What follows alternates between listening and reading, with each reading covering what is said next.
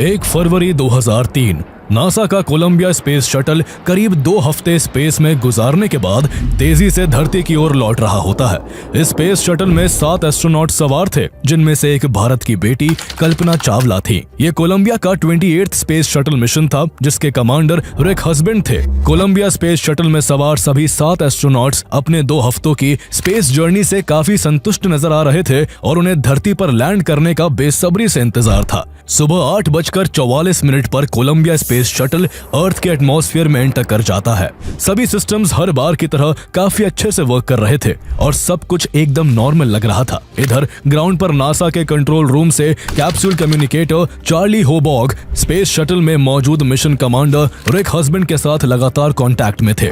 इस दौरान रिक हस्बैंड कोई जरूरी बात कहने के लिए सिर्फ एक शब्द रॉजर ही बोल पाए थे कि अचानक कनेक्शन ब्रेक हो जाता है और उनकी बात अधूरी ही रह जाती है। ग्राउंड कंट्रोल रूम से चार्ली होबॉग एक बार फिर उनसे संपर्क साधने की कोशिश करते हैं, लेकिन अगले 10 मिनट तक भी जब रिक हस्बैंड की ओर से कोई जवाब नहीं मिल पाता है तो नासा के कंट्रोल रूम में हड़कंप मच जाता है। किसी अनहोनी की आशंका में सभी के चेहरे पर हवाइयां उड़ने लगती है। तभी कंट्रोल रूम को एक कॉल आता है और लाइन पर दूसरी ओर से एक शख्स कहता है, switch on the TV and watch the news. Control room का सहमा हुआ एक मेंबर तुरंत टीवी ऑन करता है और टेलीविजन पर उन्होंने जो नजारा देखा उसने सभी को हिलाकर रख दिया। कोलंबिया स्पेस शटल अर्थ के एटमॉस्फेयर में एंटर करने के दौरान एक भयानक हादसे का शिकार हो गया था। तेज चमकीली रोशनी की तरह वो हजारों हिस्सों में टूटकर तेजी से धरती की ओर बढ़ रहा था। कुछ ही देर में मलबे के टुकड़े टेक्सास के अलग अलग हिस्सों में गिरने लगते हैं। कोलंबिया स्पेस शटल पर मौजूद 7 एस्ट्रोनॉट्स मारे गए, जिनमें से एक कल्पना चावला भी थी। आइए जानते हैं कि भारत की इस होनहार बेटी ने हरियाणा के एक छोटे गांव से निकलकर नासा तक की जर्नी कैसे पूरी की, नासा का कोलंबिया स्पेस शटल मिशन कैसे शुरू हुआ और आखिर कोलंबिया स्पेस शटल के साथ ऐसा क्या हुआ था जो ये इतने भयानक हादसे का शिकार हो गया। Kalpana Chawla realized her lifelong dream of traveling to space.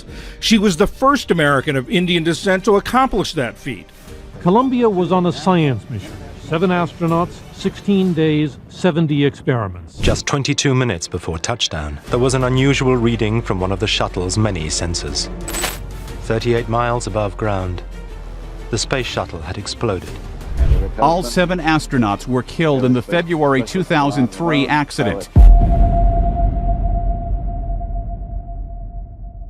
Kalpana Chawla का जन्म 17 मार्च 1962 को हरियाणा के करनाल में हुआ था। उनका परिवार वेस्ट पंजाब के गुजरनवाला का रहने वाला था, जो साल 1947 में इंडिया के पार्टीशन के बाद भारत के ईस्ट पंजाब में आकर बस गया था। बाद में इसका कुछ इलाका पंजाब से अलग होकर हरियाणा का हिस्सा बन गया। कल्पना चावला के पिता बनारसी लाल चावला पाकिस्तान से भारत आने के बाद घर चलाने के लिए पहले कपड़े बेचा करते थे, पर बाद में वो टायर बनाने का बिजनेस करने लगे। वही उनकी माँ संजोगता खरबंदा एक हाउसवाइफ थी। कल्पना चावला अपने 4 भाई बहनों में सबसे छोटी और सबकी लाडली थी। इंटरेस्टिंग बात यह है कि कल्पना चावला का बचपन में ये नाम नहीं था। उनके परिवार के लोग उनको प्यार से मोंटो कहकर पुकारते थे, लेकिन जब वो थोड़ी बड़ी हुई और उनका एडमिशन टैगोर बाल निकेतन स्कूल में करवाया जा रहा था तो स्कूल के प्रिंसिपल ने वही खड़ी छोटी सी मोंटो से पूछा कि बेटा तुम्हारा नाम क्या है। इस पर मोंटो ने तपाक से कहा कल्पना। कल्पना का मतलब इमेजिनेशन होता है।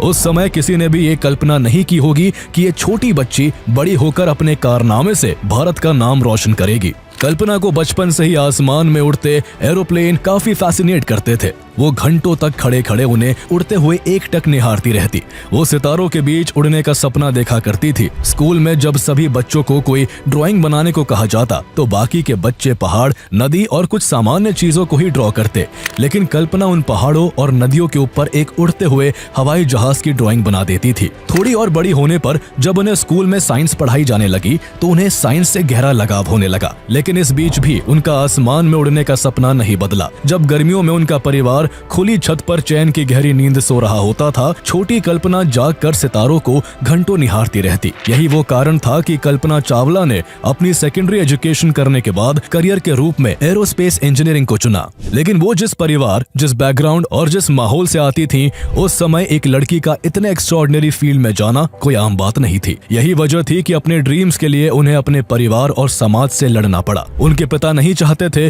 कि वो इस फील्ड को चुने। वो उन्हें डॉक्टर या फिर टीचर बनते हुए देखना चाहते थे, लेकिन कल्पना अपने फैसले पर अडिग रही और उन्होंने चंडीगढ़ में मौजूद पंजाब इंजीनियरिंग कॉलेज के एरोनॉटिकल इंजीनियरिंग में एडमिशन ले लिया। उन दिनों लड़कियों के लिए करियर के रूप में इंजीनियरिंग फील्ड इतना मुश्किल था कि पूरे कॉलेज में सिर्फ 4 ही लड़कियां थी और कल्पना चावला उस कॉलेज की एरोस्पेस इंजीनियरिंग की पहली स्टूडेंट थी। इस वजह से शुरुआत में कई प्रोफेसर्स ने भी उन्हें ये कहकर डिमोटिवेट किया कि ये सब्जेक्ट लड़कियों के लिए सूटेबल नहीं है, लेकिन कल्पना ने हार नहीं मानी और साल 1982 में बैचलर ऑफ इंजीनियरिंग की डिग्री हासिल कर ली। ये कोल्ड वॉर का दौर था। उस समय अमेरिका और सोवियत के बीच हर एस्पेक्ट्स में एक दूसरे से आगे निकलने की होड़ लगी हुई थी, इसलिए अमेरिका स्पेस के फील्ड में तेजी से काम कर रहा था और 1980 का दशक शुरू होने से पहले तक अमेरिका ह्यूमन स्पेस फ्लाइट में प्रोजेक्ट मर्क्यूरी, प्रोजेक्ट जेमिनी और फिर सबसे फेमस अपोलो प्रोग्राम को सक्सेसफुली पूरा कर चुका था। अपोलो प्रोग्राम के चलते जब अमेरिका ने चांद पर कदम रखा, उसी पल उसने सोवियत यूनियन को स्पेस रेस में हरा दिया था, लेकिन ये जीत आसान नहीं थी। हर बार चांद पर पहुंचने के लिए अमेरिका की स्पेस एजेंसी नासा को एक नया सैटर्न 5 रॉकेट बनाना पड़ता था। ये विशाल रॉकेट सिर्फ एक ही बार इस्तेमाल किए जाते और हर उड़ान के साथ नासा करोड़ों डॉलर का सामान हमेशा के लिए खो देता था। यही वजह थी कि नासा का सपना एक ऐसा रीयूजेबल स्पेस व्हीकल बनाना था जिसे बार बार इस्तेमाल किया जा सके और जो स्पेस फ्लाइट को सस्ता और आम बना दे। इसी सोच से नासा के स्पेस शटल प्रोग्राम की शुरुआत हुई। कुछ सालों की मेहनत के बाद नासा ने सपने को सच कर दिखाया और अपने पहले स्पेस शटल का नाम कोलंबिया रखा। अप्रैल 1981 में कोलंबिया ने STS-1 मिशन के जरिए स्पेस में उड़ान भरी और इतिहास रच दिया। आने वाले सालों में नासा ने चैलेंजर, डिस्कवरी, एटलांटिस और एंडेवर को अपनी शटल फ्लीट में शामिल करके अपने स्पेस शटल को काफी एडवांस बना दिया। उन दिनों भारत में एरोस्पेस इंजीनियरिंग की एडवांस पढ़ाई भी नहीं होती थी, इसलिए अमेरिका में तेजी से हो रहे स्पेस डेवलपमेंट को देखते हुए 1982 में कल्पना चावला आगे की पढ़ाई के लिए अमेरिका चली गई और पिता की असहमति के बावजूद यूनिवर्सिटी ऑफ टेक्सास से मास्टर्स करने लगी। मास्टर्स की पढ़ाई के दौरान उनकी मुलाकात पायलट जॉन पियर हैरिसन से हुई और दोनों ने अगले साल 1983 में शादी कर ली। 1984 में मास्टर्स डिग्री हासिल करने के बाद भी कल्पना ने आगे की पढ़ाई जारी रखी और यूनिवर्सिटी ऑफ कोलोराडो से PhD करने लगी। इस दौरान नासा का स्पेस शटल भी आगे बढ़ रहा था। इसने सैटेलाइट डिप्लॉयमेंट, टेलीस्कोप डिप्लॉयमेंट और माइक्रोग्रेविटी रिसर्च जैसे कई इंपॉर्टेंट मिशन पूरे किए थे। अपने इस शटल प्रोग्राम के जरिए नासा साइंस और इंजीनियरिंग की फील्ड में नए रिकॉर्ड सेट करता जा रहा था। इसी कड़ी में आगे चलकर 1990 में नासा ने स्पेस शटल डिस्कवरी के जरिए हबल स्पेस टेलीस्कोप को भी स्पेस में डिप्लॉय किया, जो एक ऐसा कदम था जिसने यूनिवर्स को समझने की ह्यूमन पोटेंशियल को नई डायरेक्शन दी। ओवरऑल परफॉर्मेंस अच्छा होने के बावजूद इस शटल प्रोग्राम में कुछ खामियां भी थी। कई एक्सपर्ट्स इसके डिजाइन में कई फ्लॉज मानते थे और सेफ्टी फीचर्स को लेकर भी इसे खूब क्रिटिसाइज किया गया था। जल्दी ही इसका भयानक नतीजा भी देखने को मिला। जनवरी 1986 में नासा की स्पेस शटल चैलेंजर के लॉन्च के मात्र 73 सेकंड बाद right solid rocket booster SRB के जॉइंट का रबर ओ रिंग्स फेल हो गया, जिसके चलते SRB से तेजी से प्रेशराइज गैस लीक होने लगी, जिससे शटल में जोरदार विस्फोट हुआ और इस पर सवार 7 एस्ट्रोनॉट्स की जान चली गई। ये अमेरिकन स्पेसक्राफ्ट की फर्स्ट फेटल एक्सीडेंट थी और इससे नासा को जोरदार झटका लगा। इस तरह के फेटल एक्सीडेंट का पता चलने के बाद भी अमेरिका में PhD कर रही कल्पना चावला के पैर डगमगाए नहीं और वह अपने इस सपने पर अडिग रही कि उन्हें अमेरिकन स्पेस प्रोग्राम का हिस्सा बनना है। 1988 में उन्होंने यूनिवर्सिटी ऑफ कोलोराडो से एरोस्पेस इंजीनियरिंग में PhD की डिग्री हासिल कर ली, जिसमें उन्होंने कंप्यूटेशनल फ्लूइड डायनामिक्स पर गहराई से रिसर्च की, जिसमें यह समझा जाता है कि किसी भी एयरक्राफ्ट के विंग्स के चारों ओर एयर फ्लो कैसे होता है। PhD करने के बाद कल्पना चावला ने नासा के एम्स रिसर्च सेंटर से अपना प्रोफेशनल करियर शुरू किया और वहां रिसर्च व डेवलपमेंट के प्रोजेक्ट से जुड़ गई। उन्होंने अपनी पढ़ाई के दौरान बोल्डर म्युनिसिपल एयरपोर्ट पर फ्लाइंग लाइसेंस भी लिए थे, इसलिए उन्होंने आगे चलकर कमर्शियल पायलट का लाइसेंस भी हासिल किया था। वो कई तरह के एयरप्लेन्स, ग्लाइडर्स और सी प्लेन्स उड़ा सकती थी और इसी के बदौलत वो आगे चलकर सर्टिफाइड फ्लाइट इंस्ट्रक्टर भी बन गई। इस तरह कल्पना चावला ने अपने बचपन के सपनों को पंख दिए और वही राह चुनी जिस पर चलकर वो जल्द ही स्पेस में जाने वाली पहली भारतीय महिला होने वाली थी। साल 1991 आते आते कल्पना चावला ने अमेरिकन सिटीजनशिप भी हासिल कर ली और वो भारतीय मूल की अमेरिकन सिटीजन बन गई। कल्पना चावला के काम करने की एबिलिटी और उनके डेडिकेशन को देखते हुए नासा ने जल्दी ही उन्हें अपने एस्ट्रोनॉट कॉर्प्स का हिस्सा बना लिया। साल 1994 में नासा ने एस्ट्रोनॉट ट्रेनिंग के लिए एप्लीकेशन इनवाइट किए, जिसमें करीब 4000 एप्लीकेंट्स आए। लास्ट में उनमें से नासा ने 20 को एस्ट्रोनॉट ट्रेनिंग के लिए चुना, जिसमें एक नाम कल्पना चावला का भी था। 3 साल की ट्रेनिंग के बाद साल 1997 में नासा ने उन्हें अपने स्पेस शटल प्रोग्राम के मिशन STS-87 में एज अ मिशन स्पेशलिस्ट और रोबोटिक आर्म ऑपरेटर के तौर पर जोड़ लिया। यह पहला मौका होने वाला था जब वो स्पेस की ओर उड़ान भरकर अपने बचपन के सपने को पूरा करने वाली थी। 19 नवंबर 1997 को नासा ने मिशन STS-87 लॉन्च किया, जिसके तहत सूरज की आउटर लेयर को स्टडी करने के लिए कल्पना चावला समेत 6 एस्ट्रोनॉट्स को स्पेस में भेजा गया। इस दौरान कल्पना चावला का काम एक रोबोट आर्म का इस्तेमाल करके स्पेस में स्पार्टन सैटेलाइट को डिप्लॉय करना था, लेकिन अपने पहले ही स्पेस मिशन में उनका सामना एक ऐसी घटना से हुआ जिसने उन्हें अंदर तक झकझोर कर रख दिया। हुआ कुछ यूं कि स्पार्टन 201 सैटेलाइट को सक्सेसफुली डिप्लॉय तो कर दिया गया, लेकिन क्रू से एक क्रिटिकल कंप्यूटर कमांड छूट गई, जिसकी वजह से सैटेलाइट अपनी ओरिएंटेशन ठीक से सेट नहीं कर पाई। इसके बाद कल्पना चावला ने शटल के रोबोटिक आर्म से उसे पकड़ने की कोशिश की, लेकिन आर्म की लैचेस समय से पहले बंद हो गई और हल्का सा धक्का लगते ही सैटेलाइट अनकंट्रोल्ड स्पिन में चली गई। आखिरकार एस्ट्रोनॉट्स विंस्टन स्कॉट और टाकाओ डोई को स्पेस वॉक पर भेजा गया, जो स्पार्टन को मैनुअली कैप्चर करके सुरक्षित शटल में वापस लाए। कुल मिलाकर मिशन STS-87 सफल रहा, क्योंकि इस मिशन में मोस्टली साइंटिफिक ऑब्जेक्टिव्स पूरे किए गए थे। इसने पूरे मिशन के दौरान 10.4 मिलियन माइल्स का सफर तय किया और इस दौरान पृथ्वी के 252 चक्कर काटे। इस दौरान कल्पना चावला ने काफी सराहनीय काम किया था, इसलिए जब वो मिशन पूरा कर धरती पर लौटी तो नासा के साइंटिस्ट ने उनकी खूब प्रशंसा की। इस तरह से कल्पना चावला स्पेस में जाने वाली first Indian and the first south Asian American woman बनी। स्पेस मिशन के दौरान उस समय के Indian prime minister Inder Kumar Gujral ने भी उनसे बात की थी। बातचीत के दौरान प्रधानमंत्री ने उन्हें पूरे भारत की ओर से बधाई देते हुए उनकी शान में एक शायरी सितारों से आगे जहां और भी है कही थी। He said, सितारों से आगे जहां और भी हैं, there are worlds beyond stars. Kalpana Chawla ने प्रधानमंत्री इंदर कुमार गुजराल से स्पेस से भारत और हिमालय कैसा दिखता है इसका अनुभव भी साझा किया था। कल्पना चावला हमेशा कहती थी, जब आप स्टार्स और गैलेक्सीज को देखते हैं तो आपको लगता है कि आप किसी देश या धरती के किसी विशेष हिस्से से नहीं है, बल्कि पूरे सोलर सिस्टम से बिलोंग करते हैं।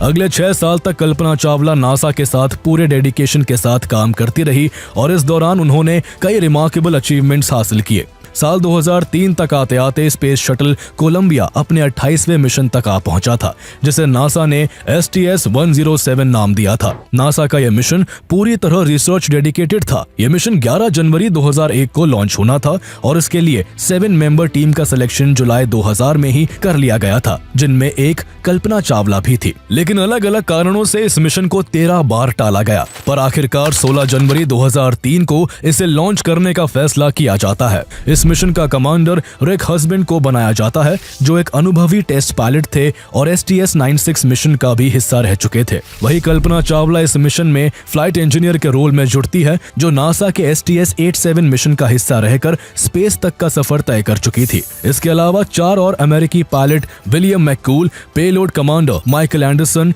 Mission specialist David Brown, Laurel Clark और एक Israeli astronaut payload specialist Ilan Ramon भी इस मिशन का हिस्सा थे। सभी तैयारियों के बाद मिशन ने अपने सभी प्री लॉन्च सर्टिफिकेशंस और रिव्यूज पास किए और 16 जनवरी 2003 की सुबह 10:39 पर स्पेस शटल कोलंबिया को केनेडी स्पेस सेंटर से लॉन्च कर दिया जाता है। 43 मिनट में ये अपनी ऑर्बिटल इंसर्शन पूरी कर लेता है। ऑर्बिटल इंसर्शन के बाद क्रू मेंबर्स को सब कुछ नॉर्मल लग रहा था और वो आगे आने वाले खतरों से अनजान अपने एक्सपेरिमेंट्स और मिशन एक्टिविटीज में बिजी थे। इस दौरान एस्ट्रोनॉट स्पेस में शिफ्ट बाय शिफ्ट 24 घंटे काम करके नॉन स्टॉप एक्सपेरिमेंट्स कंडक्ट कर रहे थे। वो 16 दिनों में करीब 80 एक्सपेरिमेंट सक्सेसफुली कंडक्ट करते हैं, जिनमें लाइफ साइंसेज, मटेरियल साइंस और फ्लूइड फिजिक्स के एक्सपेरिमेंट्स शामिल थे। इस दौरान कल्पना चावला माइक्रोग्रेविटी पर फोकस कर रही थी, जिसके तहत वो पता लगा रही थी कि कैसे कंबशन होता है, कैसे fire suppress and crystal growth होती है और कैसे प्रोस्टेट कैंसर स्पेस में बढ़ता है।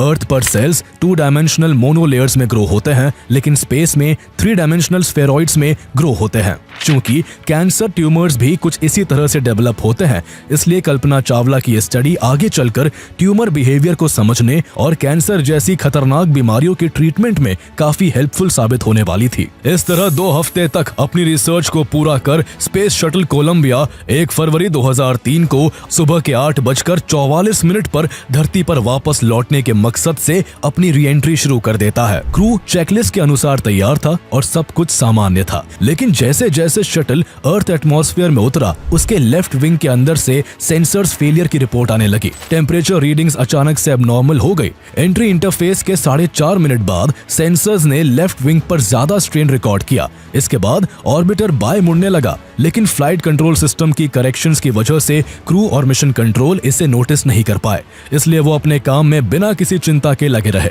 इस तरह आग का गोला बनने की कगार पर खड़ा कोलंबिया 8:53 और 46 सेकंड पर कैलिफोर्निया कोस्ट को पार कर गया। उस समय शटल की स्पीड मैक 23 थी। ये 2,31,600 फीट की ऊंचाई पर उड़ रहा था और उसके लेफ्ट विंग के लीडिंग एज का टेम्परेचर करीब 1540 डिग्री सेल्सियस तक पहुंच चुका था। कुछ देर में ऑर्बिटर से कई डेब्रीज अलग होने लगी, जो जमीन से लाइट फ्लैशेस के रूप में नजर आ रहे थे। कुछ ही सेकंड्स के बाद एममैक्स ऑफिसर ने धरती पर मौजूद नासा कंट्रोल रूम को इन्फॉर्म किया कि कोलंबिया के लेफ्ट विंग के हाइड्रोलिक सेंसर्स की रीडिंग्स लगातार गिर रही है और अब मिनिमम थ्रेशोल्ड से भी नीचे पहुंच चुकी है। बाहर शटल पर इतना कुछ हो रहा था, लेकिन कोलंबिया के अंदर बैठे क्रू को इसका एहसास देर से हुआ। उन्हें पहली बार किसी प्रॉब्लम का एहसास पूरे 5 मिनट बाद तब हुआ, जब बैकअप फ्लाइट सॉफ्टवेयर मॉनिटर पर ये फॉल्ट मैसेजेस दिखने शुरू हुए कि लेफ्ट लैंडिंग गियर के टायर्स का प्रेशर कम हो रहा है। जल्दी ही क्रू को लैंडिंग गियर में कई तरह के प्रॉब्लमैटिक सिग्नल्स आने लगे। कुछ मिनट पहले तक हंसी ठिठोली कर रहे एस्ट्रोनॉट्स अचानक से काफी डर गए। यूं तो कोलंबिया के री एंट्री के दौरान ग्राउंड कंट्रोल और क्रू का लगातार कांटेक्ट बना हुआ था, लेकिन ग्राउंड कंट्रोल को भी शुरू में ये क्लियर नहीं था कि ये डेटा ग्लिचेस है या फिर कोई एक्चुअल डैमेज है। स्पेस शटल जैसे कॉम्प्लेक्स सिस्टम में सेंसर फेलियर्स नॉर्मल माने जाते थे, क्योंकि री एंट्री में एक्सट्रीम हीट और वाइब्रेशन से कई बार सेंसर्स टेम्पररी फेल हो जाते थे। सुबह 8:59 और 32 सेकंड पर मिशन कमांडर रिक हस्बैंड कंट्रोल रूम को कुछ मैसेज भेजना चाहते हैं, लेकिन वो केवल रॉजर बोल पाते हैं और उनका कम्युनिकेशन नासा के कंट्रोल रूम से ब्रेक हो जाता है। And Columbia, Houston, we see your tire pressure messages and we did not copy your last. Roger, कुछ ही सेकंड्स बाद टेक्सास और लुइसियाना के आसमान में लोगों को चमकती हुई आग की लकीरें दिखाई देने लगती है। तभी किसी शख्स का कंट्रोल रूम में कॉल आता है और वो टीवी ऑन करने को कहता है। टीवी पर वो भयानक मंजर दिख रहा था जिसने सभी को अंदर तक हिला कर रख दिया। कोलंबिया 2 लाख फीट की ऊंचाई पर टूटकर पहले 2 फिर 4 और देखते ही देखते हजारों टुकड़ों में बट जाता है और कुछ ही पलों में उसके मलबे जगह जगह सैकड़ों मील तक बिखर जाते हैं। इस हादसे में 7 एस्ट्रोनॉट्स अपनी जान गंवा देते हैं। इस खबर से अमेरिका समेत पूरी दुनिया में शोक की लहर दौड़ जाती है।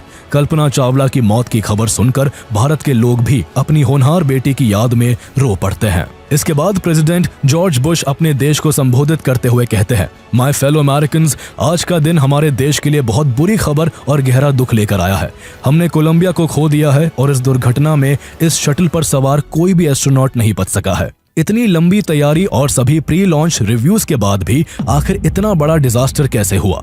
इसकी इन्वेस्टिगेशन के लिए नासा एक टीम बनाती है, जिसे बाद में Columbia accident investigation board CAIB नाम दिया जाता है। CAIB को कोलंबिया शटल के मलबे खोजने में ही कई हफ्तों का समय लग गया, क्योंकि अकेले ईस्ट टेक्सास में ही कोलंबिया के मलबे करीब 2000 स्क्वायर माइल्स तक बिखरे हुए थे। केवल टेक्सास से ही शटल के 84,000 टुकड़े बरामद हुए, जो वजन के हिसाब से कोलंबिया का सिर्फ 40% था। इन्हीं टुकड़ों में कल्पना और उनके बाकी साथियों के अवशेष भी शामिल थे, जिनकी पहचान DNA से की गई थी। इसके बाद 26 अगस्त 2003 को CAIB अपनी फाइनल रिपोर्ट जारी करती है, जिसमें बहुत ही हैरान करने वाले खुलासे होते हैं। रिपोर्ट में बताया जाता है कि लॉन्चिंग के केवल 82 सेकंड बाद ही कोलंबिया के एक्सटर्नल टैंक से इंसुलेटिंग फोम का एक बड़ा टुकड़ा टूटकर शटल के लेफ्ट विंग पर लगे रीइंफोर्स्ड कार्बन आरसीसी पैनल से टकरा गया था। इस दौरान फोम के उस टुकड़े के टकराने की स्पीड 922 किलोमीटर पर आवर की थी। इतनी तेज रफ्तार से हुए इस टकराव से शटल के लेफ्ट विंग में एक छोटा छेद हो गया था। लेफ्ट विंग शटल का सबसे क्रिटिकल हिस्सा था क्योंकि रीएंट्री के समय सुपर हीटेड गैसेस का सबसे ज्यादा प्रेशर इसी विंग पर पड़ता है। 1 फरवरी 2003 की सुबह जब शटल अर्थ के एटमॉस्फेयर में एंटर हुआ तो काफी गर्म एटमॉस्फेरिक गैस स्पेसक्राफ्ट के इनर विंग स्ट्रक्चर में घुस गई, जिससे शटल के अंदर टेम्परेचर काफी बढ़ गया और छेद होने की वजह से लेफ्ट विंग पर काफी प्रेशर पड़ने लगा। इस कारण वो तेजी से टूटने लगा और आखिरकार 42,672 मीटर की ऊंचाई पर शटल का क्रू मॉड्यूल फ्यूजलेज से अलग हो गया, जिससे जल्दी ही कोलंबिया में डीप्रेशराइजेशन हो गई। उस दिन कोलंबिया शटल को केनेडी स्पेस सेंटर में लैंड करना था, लेकिन सुबह के करीब 9 बजे कंट्रोल रूम में एबनॉर्मल रीडिंग्स मिलने लगी। इसके बाद लेफ्ट विंग के सेंसर से टेम्परेचर रीडिंग आना बंद हो गया और शटल के बाएं तरफ के टायर की प्रेशर रीडिंग भी गायब हो गई। नासा के स्पेस कम्युनिकेटर ने कोलंबिया से संपर्क करने की कोशिश की और 8:59 और 32 सेकंड पर मिशन कमांडर रिक हस्बैंड ने जवाब भी दिया, लेकिन वो केवल एक ही शब्द बोल पाए और फिर उनका कंट्रोल रूम के साथ कनेक्शन ब्रेक हो गया। जिस शटल को 12 मिनट बाद केनेडी स्पेस सेंटर के रनवे पर होना चाहिए था, वो हजारों टुकड़ों में टूटकर पूरी तरह से डिस्ट्रॉय हो गई। सबसे हैरान करने वाली बात यह थी कि नासा के इंजीनियर्स को लॉन्च के समय ली गई वीडियोस के जरिए पहले ही ये पता चल गया था कि एक्सटर्नल टैंक से फोम का एक बड़ा टुकड़ा टूटकर शटल के लेफ्ट विंग से टकरा गया है। कुछ इंजीनियर्स ने इस घटना पर चिंता जताई थी और नासा की टॉप मैनेजमेंट को सुझाव दिया था कि कोलंबिया के लेफ्ट विंग को हुए नुकसान का आकलन करने के लिए यूएस डिपार्टमेंट ऑफ डिफेंस की हाई रेजोल्यूशन सैटेलाइट से इमेजरी ली जानी चाहिए। लेकिन मिशन मैनेजमेंट टीम MMT, जिसकी अगुवाई शटल प्रोग्राम मैनेजर लिंडा हैम कर रही थी, उन्होंने इस मांग को रिजेक्ट कर दिया। Associate administrator for space flight William Readdy और safety and mission assurance office ने भी इसे इतना बड़ा इशू नहीं माना और बिना किसी जांच के पूरे प्रोसेस को आगे बढ़ने दिया। नासा ने पहले भी अपने शटल मिशंस में छोटे फोम शेडिंग इंसिडेंट्स देखे थे और हर बार इसे माइनर मानते हुए पोस्ट फ्लाइट मेंटेनेंस में सुधार करके काम चला लिया गया था। लेकिन इस बार टकराया हुआ फोम बड़ा और खतरनाक था, लेकिन नासा ने इस बार भी इसे घातक न मानते हुए इग्नोर करने की बहुत बड़ी भूल की थी। लॉन्चिंग के एक हफ्ते बाद 23 जनवरी 2003 को फ्लाइट डायरेक्टर स्टीव स्टिच ने मिशन कमांडर रिक हस्बैंड और पायलट विलियम मैकूल को एक ईमेल में फोम स्ट्राइक का जिक्र किया था। ईमेल में क्रू को फोम स्ट्राइक की 15 सेकंड की वीडियो भी भेजी गई थी और उन्हें रीअश्योर किया गया था कि कोई भी सेफ्टी कंसर्न्स नहीं है। इसलिए क्रू इस बात से अनजान कि आगे चलकर यही उनकी मौत का कारण बन जाएगा, वो बेफिक्र होकर अपने काम में लगा रहा। इन्वेस्टिगेशन में भी ये पता चला कि डिजास्टर के दौरान कल्पना और उनके साथियों के पास बहुत कम वक्त था। शटल का कंट्रोल खोने और कैबिन का प्रेशर बिगड़ने के बीच सिर्फ 40 सेकंड का अंतर था, जिससे क्रू को कोई रिस्पॉन्स करने तक का मौका नहीं मिल सका। उन्हें अपने स्पेस सूट पहनने तक में देरी हो गई, यहाँ तक कि उनके हेलमेट्स भी ठीक से फिट नहीं थे, जिससे उन्हें शटल के अनस्टेबल होने के दौरान गंभीर चोटें आई। हालांकि ये क्लियर है कि कोलंबिया के क्रैश का संबंध उनकी तैयारी की कमी से नहीं था। अगर वो पूरी तरह तैयार भी होते तो भी अनफॉर्चुनेटली अंजाम वही होता। शटल के हजारों टुकड़ों में बिखरने से पहले कैबिन का सर्कुलेटरी सिस्टम थोड़े समय के लिए काम करता रहा, लेकिन डीप्रेशराइजेशन इतना गंभीर था कि कोई भी क्रू मेंबर दोबारा होश में नहीं आ सका और आखिरकार हाई ऑल्टीट्यूड, हाइपोक्सिया और ट्रॉमा के चलते सभी की मौत हो गई। हालांकि Columbia program manager Wayne Hale ने 2013 में कहा था कि जब कोलंबिया का लेफ्ट विंग टूट गया था तभी नासा के साइंटिस्ट समझ गए थे कि अब क्रू की जिंदा वापसी संभव नहीं है। वो नहीं चाहते थे कि एस्ट्रोनॉट्स अपने आखिरी समय में घुट घुट कर जिए, इसलिए उन्हें डिजास्टर तक निश्चिंत रहने दिया गया। उनका यह भी कहना था कि एस्ट्रोनॉट्स को इस बात की जानकारी अगर तब भी दे दी जाती तो भी वो कुछ नहीं कर सकते थे। बस वो ऑक्सीजन खत्म होने तक स्पेस में घूमते रहते और ऑक्सीजन खत्म होने पर वैसे ही उनकी मौत हो जाती। नासा ने तो वेन हेल के बयान पर कोई कमेंट नहीं किया, लेकिन कल्पना चावला के पिता ने उनको इस कमेंट के लिए काफी क्रिटिसाइज किया था। CAIB की रिपोर्ट के बाद नासा ने माना था कि कोलंबिया स्पेस शटल डिजास्टर एक रैपिड कैटास्ट्रोफिक स्ट्रक्चरल ब्रेकडाउन था, न कि अचानक से हुआ एक्सप्लोसिव फेलियर। इससे ये बात क्लियर होती है कि सभी एस्ट्रोनॉट्स की जान नासा के लापरवाह रवैये के कारण हुई थी। अगर नासा इतनी बड़ी लापरवाही नहीं करता तो शायद अंजाम कुछ और हो सकता था। कोलंबिया डिजास्टर में 7 एस्ट्रोनॉट्स के जान गंवाने से अमेरिका समेत पूरी दुनिया गम में डूबी हुई थी। डिजास्टर के बाद मेमोरियल सर्विस आयोजित करके कोलंबिया क्रू को श्रद्धांजलि दी गई और उनकी याद में एस्ट्रोनॉट मेमोरियल ग्रोव में एक पेड़ लगाया गया ताकि इन पेड़ों के जरिए सालों साल तक उनको याद किया जा सके। नासा ने कोलंबिया और उसके क्रू के सम्मान में कई जगहों का नाम बदलकर उनके नामों पर कर दिया। 7 एस्टेरॉइड्स जो जुलाई 2001 में खोजे गए थे, उनका नाम कोलंबिया डिजास्टर में जान गंवाने वाले एस्ट्रोनॉट्स के नाम पर रखा गया। इस तरह इनमें से एक एस्ट्रॉइड का नाम कल्पना चावला के नाम पर 51826 कल्पना चावला है। इस मामले में Indian space research organisation ISRO भी पीछे नहीं रही और उसने अपने मीटियोरोलॉजिकल सैटेलाइट मेटस्टैट-1 का नाम बदलकर भारत की होनहार बेटी के सम्मान में कल्पना 1 कर दिया। साल 2004 में नासा ने कोलंबिया नाम का एक सुपर कंप्यूटर बनाया और सिस्टम के पहले हिस्से को कल्पना चावला को डेडिकेट किया। कोलंबिया डिजास्टर के बाद नासा में कई ऑपरेशनल रिफॉर्म्स देखने को मिले। सबसे पहले नासा ने अपने शटल फ्लाइट्स को 2 साल के लिए रोक दिया और सेफ्टी पर फोकस किया। इसके बाद हर मिशन से पहले सैटेलाइट इमेजरी और ऑन ऑर्बिट इंस्पेक्शन को एसेंशियल कर दिया गया। फोम शेडिंग को कम करने के लिए शटल के external tank thermal protection system को रीडिजाइन किया गया और external tank, boosters, shuttle nose cap और आरसीसी विंग पैनल्स पर कैमरे इंस्टॉल किए गए। हर लॉन्च के बाद ग्राउंड इंजीनियर्स के लिए टीपीएस टाइल्स की जांच कंपलसरी कर दी गई। इसके अलावा आईएसएस और शटल के रोबोटिक आर्म से हीट शील्ड का इंस्पेक्शन एसेंशियल कर दिया गया। गुजरते वक्त के साथ नासा ने धीरे धीरे शटल मिशंस को इंटरनेशनल स्पेस स्टेशन आईएसएस पर फोकस किया ताकि किसी ऑर्बिटर के डैमेज्ड होने पर अगर वो नॉर्मल रिपेयर मेथड से ठीक ना हो तो आईएसएस को सेफ हेवन की तरह इस्तेमाल किया जा सके।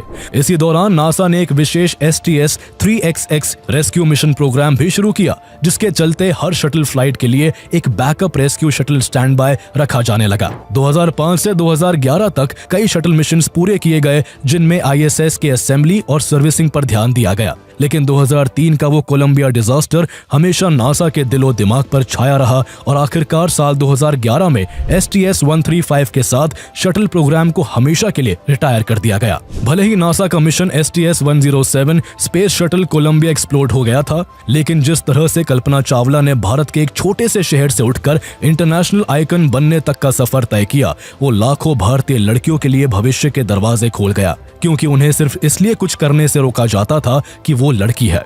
कल्पना चावला हमेशा कहती थी, मैं अंतरिक्ष के लिए ही बनी हूँ, हर पल अंतरिक्ष के लिए ही बिताया है और इसी के लिए ही मरूंगी। और उन्होंने अपने इस सपने और अपने जुनून को अपनी आखिरी सांस तक जिंदा रखा। अगर आपको ये कहानी पसंद आई है तो अपोलो 11 की कहानी आपको और भी रोमांचित कर देगी, क्योंकि यही वो मिशन था जब इंसान ने पहली बार 1969 में चांद की सतह पर कदम रखा था। और अगर आप स्पेस में थ्रिल और सस्पेंस देखना चाहते हैं तो अपोलो 13 की कहानी आपको जरूर पसंद आएगी। 1970 का ये मिशन जहां एस्ट्रोनॉट्स चांद तक तो नहीं पहुंच पाए, लेकिन उनकी स्पेसक्राफ्ट में हुए एक्सप्लोजन के बाद नासा और पूरी दुनिया ने सांसें थाम ली थी, क्योंकि सवाल ये था कि क्या वो जिंदा वापस धरती तक लौट पाएंगे या नहीं। दोनों ही वीडियोस का लिंक आपको डिस्क्रिप्शन में मिल जाएगा।